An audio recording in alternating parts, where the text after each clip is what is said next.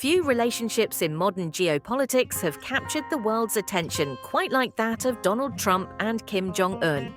From fiery insults to historic handshakes, their interactions have left experts and citizens alike questioning, was this groundbreaking diplomacy or merely political theater?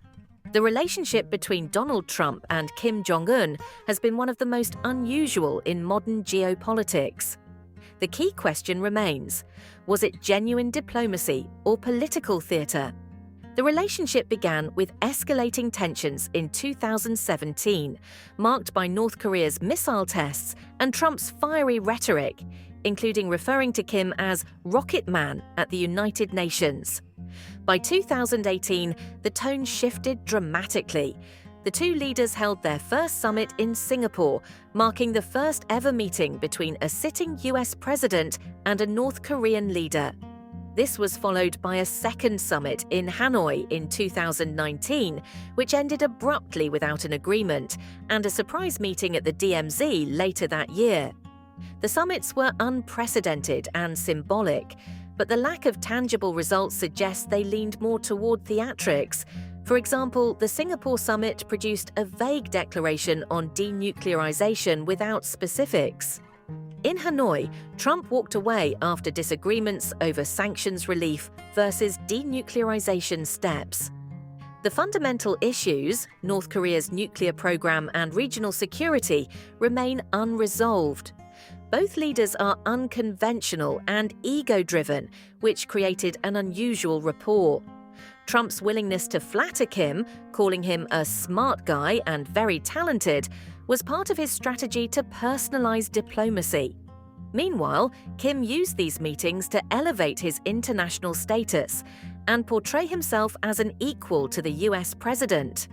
While this personalization temporarily reduced hostilities, long-term diplomacy requires institutional frameworks, not just personal relationships.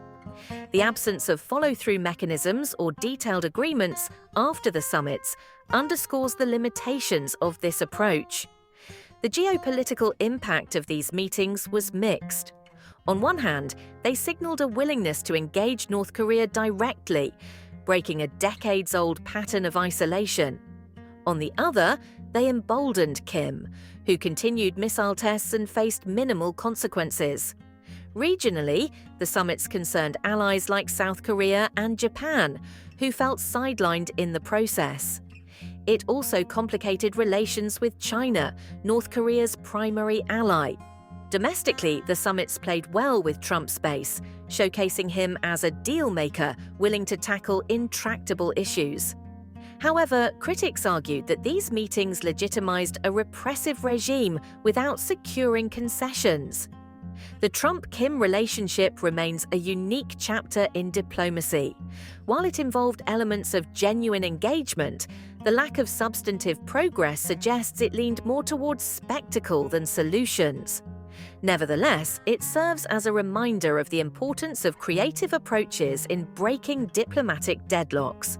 Whether remembered as a bold step toward peace or a diplomatic spectacle, the Trump-Kim era left an indelible mark on international relations.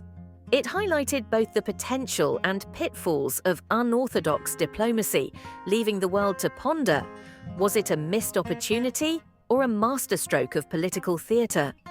Only time will reveal the full impact of this unprecedented chapter in history.